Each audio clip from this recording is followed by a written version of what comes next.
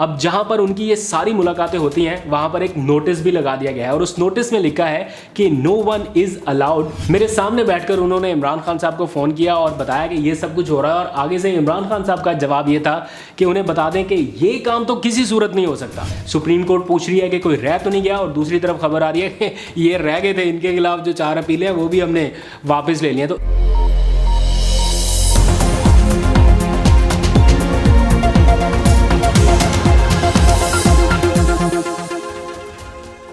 बिस्मिल्लाहिर्रहमानिर्रहीम, अस्सलाम वालेकुम। मैं हूं अब्दुल कादिर और आप देख रहे हैं आपका अपना फेसबुक और यूट्यूब चैनल। आज तारीख है 19 अक्टूबर और दिन है बुध का। वफाकी दारुल-हुकूमत इस्लामाबाद में अजान का वक्त है, ये सुन लें फिर बात करते हैं। तो रिपीट कर लेते हैं। मेरा नाम है अब्दुल कादिर और आप देख रहे हैं आपका अपना फेसबुक और यूट्यूब चैनल। वफाकी दारुल-हुकूमत इस्लामाबाद में क्या हो रहा है, मौसम चेंज हो रहा है और थोड़ी गर्मी जो है वो अब सर्दी में बदल रही है। तो ये मैं सही वाले मौसम की बात कर रहा हूँ, आप पता नहीं किधर ले जाते हैं। तो थोड़ा जो फ्लू वगैरह है उसके असरात अब नुमायाँ हो रहे हैं। एनीवेज़ अपना ख्याल रखने की कोशिश कर रहे हैं, लेकिन इस दौरान ये सारी सियासी गर्मा गर्मी भाग दौड़ इसके ऊपर भी नज़र रखनी है। तो आज चेयरमैन PTI इमरान खान से सोशल मीडिया के जो कुछ लोग हैं उन्होंने मुलाकात की, काफ़ी सवाल जवाब भी हुए, उन्होंने भी कुछ बातचीत की। उसकी ज़्यादा डिटेल बाहर नहीं आ सकी, वीडियो भी उस तरह से जो वो बातचीत करते हुए रिकॉर्ड हुई वो रिलीज़ नहीं हो सकी, लेकिन कुछ इन्फॉर्मेशन पहुंची है वो आपके साथ शेयर करेंगे। इमरान खान साहब क्यों ऐसा समझते हैं कि उनकी पार्टी छा छू गई है और ये सब हुआ कैसे, सोशल मीडिया सार्फिन की वजह से। इतने ज़्यादा लोग बनी गाला में रोज़ाना की बुनियाद पर आते हैं जाते हैं, तो आप में से कुछ लोगों का कंसर्न था कि उनकी सिक्योरिटी का क्या इंतज़ाम है और जिस तरह से जासूसी की कोशिश रहती है, बगिंग की कोशिश रहती है और बहुत सारी अटैम्प्ट्स अब उनके आसपास हो रही है, क्योंकि इमरान खान साहब खुद भी ये समझते हैं कि उनकी हर चीज़ लीक आउट करने की या तो कोशिश की जा रही है या फिर उस तक एक्सेस करने की अटैम्प्ट हो रही है। तो कौन कर रहा है, कैसे कर रहा है, इस बारे में वो खुद बता सकते हैं, लेकिन इसको बचाया किस तरह से जा सकता है।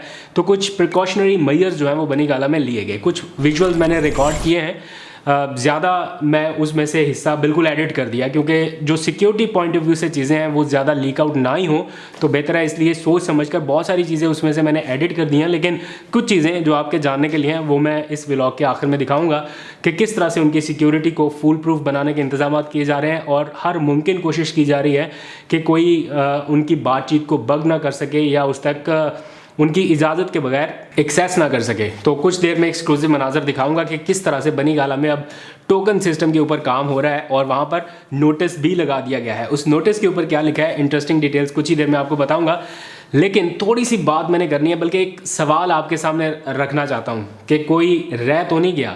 ये वो बात है जो चेयरमैन PTI इमरान खान ने पूछी थी 10 अप्रैल की रात, जब इक़्तिदार की आखिरी रात थी उनकी, तो उस वक्त उन्होंने पूछा कि कोई रह तो नहीं गया जो मेरे ख़िलाफ़ ना हो। फिर बाद में ये फ़िक्रा इतना मशहूर हो गया कि हर कोई इसको ज़ुबान ज़द-ए-आम एक तरह से हुआ ना, तो डिस्कस करने लगे, फिर इसके ऊपर मीम्स बनने लगी, बहुत सारी चीज़ें इसी की वजह से डिस्कस हुई। लेकिन आज ये फ़िक्रा, ये सवाल की गूंज सुप्रीम कोर्ट ऑफ पाकिस्तान में भी सुनने को मिली, जब सुप्रीम कोर्ट के एक मोअज़्ज़ज़ जज ने, जस्टिस एजाजुल एहसन ने पूछा कि कोई रह तो नहीं गया जिसे नैब कानून से इस्तिस्ना ना मिला हो।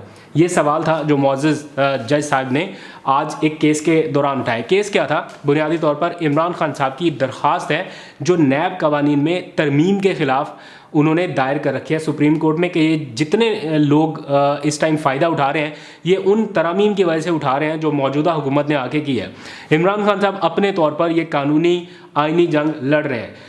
सियासी तौर पर उनकी और जंग हो सकती है, लेकिन ये जो महाज है ये बुनियादी तौर पर एक आम शहरी भी कर सकता था, आम पाकिस्तानी भी कर सकता था, लेकिन ये काम भी इमरान खान को करना पड़ा। और जब वो जलसे में आके सवाल पूछते हैं कि क्या ये सिर्फ अकेले इमरान खान की जिम्मेदारी है इस मुल्क में करप्शन को रोकना या करप्शन के खिलाफ लड़ना, तो बड़ा वैलिड क्वेश्चन है उसका कि ये जिम्मेदारी सिर्फ इमरान खान की नहीं है, बसीयत मुआशरा हम सबको अपना किरदार अदा करना चाहिए था, लेकिन अनफॉर्चुनेटली ऐसा नहीं हो रहा। एनीवेज, जैसे सुप्रीम कोर्ट में ये सारा केस चल रहा था और मोअज़्ज़ज़ जज ने पूछा कि कोई रह तो नहीं गया, थोड़ी देर बाद एक और ब्रेकिंग न्यूज़ नशर हुई टीवी चैनल्स पर। और ब्रेकिंग न्यूज़ ये थी कि आसिफ जरदारी के ख़िलाफ़ जो 25 साल से कायम नैब के कुछ केसेस हैं, 4 केसेस हैं करप्शन के, और उसके ख़िलाफ़ जो वो बरी हुए हैं उसके ख़िलाफ़ नैब ने कुछ अपीलें कर दी थी। 4 मुख्तलिफ़ केसेस में नैब ने अपीलें की थी।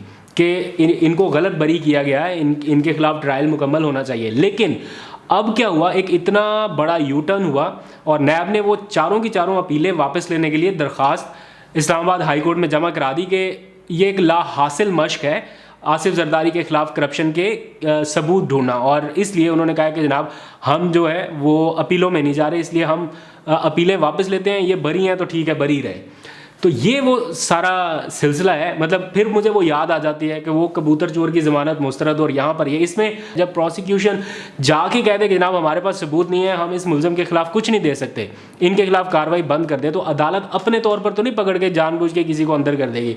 तो इसलिए ये जो केसेस इस तरह से हो रहे हैं, इसमें आपको 18 मई 2022 का वो सो मोटो नोटिस ज़हन में रखने की ज़रूरत है जो चीफ जस्टिस ऑफ पाकिस्तान है, यानी सुप्रीम कोर्ट के चीफ जस्टिस ने सो मोटो नोटिस लिया था कि मौजूदा हुकूमत की जानिब से तफ्तीशी इदारों के मामलात में मुदाखलत की कुछ इत्तलात उनके पास पहुंची थी। उस बेस पर उन्होंने सो मोटो नोटिस लेकर तबादले और ये वो इस तरह के मामलात को रोक दिया था और निगरानी करने का कहा गया था। लेकिन उसके बाद क्या हुआ कुछ पता नहीं चला, और फिर एक एक करके ये सबको रिलीफ मिलते गए और सब अपना अपना फ़ायदा उठाते रहे। और अब जाके आज के दिन की ये खबर है, सुप्रीम कोर्ट पूछ रही है कि कोई रह तो नहीं गया, और दूसरी तरफ खबर आ रही है कि ये रह गए थे, इनके खिलाफ जो 4 अपीलें हैं वो भी हमने वापस ले लिया। तो इस तरह का एक मामला चल रहा है। जब इमरान खान इक़्तिदार में आए, पहले दिन से लेकर आखिर तक जब वो कहते रहे मैं NRO नहीं दूंगा, NRO नहीं दूंगा, तो उनके हामी भी अक्सर ये पूछते थे कि NRO मांग कौन रहा है, इमरान खान क्यों बार बार कहते हैं कि NRO नहीं दूंगा, NRO नहीं दूंगा।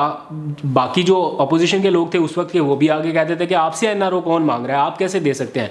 लेकिन NRO की कोशिशें तो हो रही थी। मुझे आज भी, मैं पहले व्लॉग में भी बता चुका हूँ, आज फिर at the cost of repetition आपको बता रहा हूँ कि मुझे बहुत अच्छे से याद है जब फैटफ की कानून साजी का सारा मामला हो रहा था और अपोजिशन ताउन करने के लिए तैयार नहीं थी, तो मेरे सामने एक आला शख्सियत ने इमरान खान साहब को टेलीफ़ोन किया और उस टेलीफ़ोन में उन्हें बताया कि इस कानून साजी के बदले में ये चीज़ें वो मांग रहे हैं। तो इमरान खान साहब ने आगे से जवाब दिया था, इसका मतलब है वो तो कह रहे हैं कि नैब को ताला लगा दें, तो ऐसा तो किसी सूरत नहीं हो सकता। तो उन्होंने कहा कि उन्हें बता दो कि ये नहीं होगा।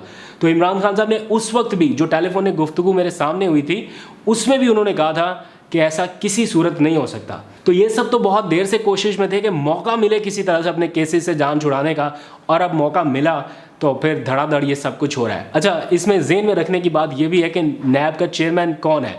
मैं उनको ज़ाती तौर पे कुछ ज़्यादा नहीं जानता, लेकिन मैं सिर्फ बतौर पाकिस्तानी ये जानना चाहता हूँ कि जिस नैब के चेयरमैन को शहबाज शरीफ ने, जिनके खिलाफ नैब के केसेस और राजा रियाज जैसे अपोजिशन लीडर ने मिलकर लगाया हो और आवाम को ये बताया गया हो कि नैब के चेयरमैन की तैनाती में डेडलॉक आ गया है, मतलब इतना संगीन डेडलॉक है कि इत्तेफाक नहीं हो पा रहा, फिर एकदम से हो गया कि डेडलॉक ख़त्म हो गया और उन्हें नैब का चेयरमैन तैनात कर दिया गया।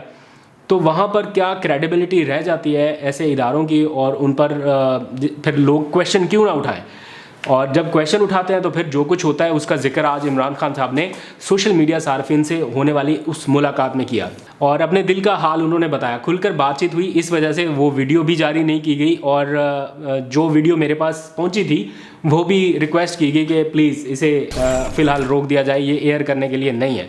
बहरहाल उस वीडियो में जो इमरान खान साहब बात करते हुए नज़र आ रहे हैं वो कोई इतनी ऐसी कोई बात नहीं है, लेकिन कुछ बातें वो तल्ख भी हैं, कुछ सख्त भी हैं। एनीवेज़, उन्होंने कहा है कि आज उनकी पार्टी छा गई है और सिर्फ सोशल मीडिया की वजह से। उन्होंने कहा कि जब उन्हें हुकूमत से निकाला गया और इक़्तिदार की आखिरी रात थी तो वो चले गए थे अपने घर, और रात को 10 बजे उन्होंने तो एहतजाज की कॉल दे दी, और जब 10 बजे उन्होंने अपना सोशल मीडिया देखना शुरू किया तो आवाम एकदम से बाहर निकल आए और उनके हक़ में बहुत ज़्यादा एहतजाजी मुजाहरे मुल्क भर में शुरू हुए। और फिर आपको पता है कि गेम कहाँ से उठी थी, वो कराची की वो बिल्डिंग जिसके नीचे लोगों ने तराना पड़ा, और उसके बाद लाहौर का लिबर्टी चौक और फैसलाबाद का घंटाघर चौक और F9 का, इस्लामाबाद का F9 पार्क। तो यहाँ से गेम जब उठना शुरू हुई, हमें भी बतौर, मैं मीडिया में काम करता हूँ, हमें भी उस वक्त अंदाज़ा नहीं था कि ये क्या हो रहा है, ये वेव कहाँ से आ रही है। एक होता है ना कि आपको इतला दी जाती है पहले कि यहाँ पर हम प्रोटेस्ट करेंगे, यहाँ पर ये है, इसकी कवरेज करवा दें, हमें खुद पता नहीं था। मैं अपने घर की तरफ जा रहा था ये सब कुछ छोड़ छाड़ के कि अब तो कुछ भी नहीं है, और एकदम से इस्लामाबाद में भी उस वक्त जब पता चला कि सड़कें भर गई हैं लोगों से, अचानक लोग निकलना शुरू हुए और वहाँ से वेव उठी। तो इमरान खान साहब भी एग्जैक्ट उसी चीज़ को रिपीट करते हुए बताते हैं कि मुझे अंदाज़ा नहीं था कितनी बड़ी तादाद में लोग निकलेंगे और आज सूरत हाल ये है कि पाकिस्तान, ये उनके कोट एंड कोट मैं आपको वर्ड बता रहा हूँ, बल्कि मैं एग्जैक्ट आपको बता देता हूँ ताकि कोई अभाम ना रहे। इमरान खान साहब कहते हैं कि आज PTI ऐसी जमात है जिसके खिलाफ सारी जमातें मिलकर भी इलेक्शन लड़ें तो वो PTI से हार जाते हैं। उन्होंने कहा कि ये सब सोशल मीडिया की पावर की वजह से मुमकिन हुआ। आज सोशल मीडिया की वजह से हमारी पार्टी छा गई है, सारी जमातें एक तरफ और PTI अकेली एक तरफ, लेकिन हम फिर भी इन सब पर भारी हैं। तो ये आज उनकी बातचीत थी, और भी थी लेकिन वो चूँकि ऑफ द रिकॉर्ड है उसकी डिटेल में मैं नहीं जाता। लेकिन कुछ लोग उनकी सिक्योरिटी की वजह से बड़े कंसर्न है कि इतने ज़्यादा लोग बनी गाला सेक्रेटेरिएट तक आते जाते हैं, तो फिर उनकी सिक्योरिटी का क्या इंतज़ाम है और कैसे ये सारे मामलात बेहतर बनाए गए हैं। मैंने कुछ मनाजर रिकॉर्ड किए थे सिक्योरिटी को देखते हुए, मद्देनज़र रखते हुए, लेकिन फिर मैंने सोचा कि इसमें से एक बड़ा हिस्सा ऐसा है जो मुझे यहाँ पर पब्लिकली नशर नहीं करना चाहिए, तो वो हिस्सा मैं एडिट कर रहा हूँ। कुछ मनाजर मैंने रिकॉर्ड किए जो, और वो मैं आपको दिखा देता हूँ कि मैंने पहले व्लॉग में भी बताया था कि अब कोई भी शख्स अपना मोबाइल फ़ोन या अपनी कोई रिकॉर्डिंग डिवाइस या कोई भी ऐसी इलेक्ट्रॉनिक गैजेट जो है वो लेके उनसे मुलाकात तक नहीं पहुंच सकता। सिर्फ उनके जो ऑफिशियल्स लोग हैं उनके पास ही एक्सेस रहेगी। तो वहाँ पर एक नोटिस लगा दिया गया है अब इमरान खान साहब की रिहाइशगाह में, और उस नोटिस में वाज़े तौर पर ये लिख दिया गया है कि no one is allowed to enter with these devices. और वहाँ उन्हें लिखा गया है कि अब यहाँ पर ये जमा करा दें, और वहाँ पर अब टेबल लग गया है, जो बंदा भी मिलने आता है वो जनाब अपनी सारी चीज़ें वहाँ पर सबमिट करेगा और वहाँ से लेगा अपना टोकन, मोबाइल वगैरह जो भी चीज़ें। हम भी जब जाते हैं तो ऐसे ही होता है, मोबाइल उधर सबमिट हो जाता है, वो देते हैं एक टोकन, और उसके बाद फिर आप बारी बारी जो चीज़ें अपना, जब मुलाकात आपकी ख़त्म हो जाती है तो फिर आप अपना टोकन देते हैं उनसे, और वापसी पे आप अपना मोबाइल या जो भी आपकी डिवाइस वहाँ पर हो वो लेके जा सकते हैं। मैंने कुछ मनाजर और भी दिलचस्प रिकॉर्ड किए हैं, वो मैं आपको कल के व्लॉग में दिखाऊंगा, लेकिन इस हवाले से जो मनाजर मैंने रिकॉर्ड किया, मैं चाहता हूँ कि एक लम्हे के लिए आप ये भी देख लीजिए कि वहाँ पर किस तरह से ये सारा कुछ होता है। इंटरेस्टिंग विजुअल है, ये आप देख लें। माजरत के जो बाकी एक्सक्लूसिव कंटेंट था वो मैं सिक्योरिटी पॉइंट ऑफ व्यू की वजह से यहाँ पर नहीं दिखा सकता, बाकी जो भी है वो आप ज़रा देख लीजिए। तो जो भी अब यहाँ पर आएगा इमरान खान से मुलाकात के लिए, उनके जो मोबाइल फ़ोन्स हैं वो इस तरह यहाँ पर लेकर रख लिए जाते हैं, ये टोकन उनको दे दिया जाता है और वो बग़ैर मोबाइल के ही मुलाकात के लिए जाते हैं। देखिए जैसे ये टोकन लेके आ रहे हैं, ये अब जमा करा देंगे तो इनको इनका मोबाइल वापस मिल जाएगा। वालेकुम सलाम, क्या हाल है जी, खैरियत से? तो अब मोबाइल फ़ोन कोई नहीं लेके जा सकता, ये मोबाइल उनका उनके हैंड ओवर कर दिया गया। आप देख सकते हैं यहाँ पर लिखा गया है notice, please hand over your mobile phone, smart watch, cameras, any transmission device, please collect your ticket, thank you for your cooperation. तो ये सारा कुछ यहाँ पर सबमिट होता है। तो अब आप कोई डिवाइस लेके अंदर नहीं जा सकते।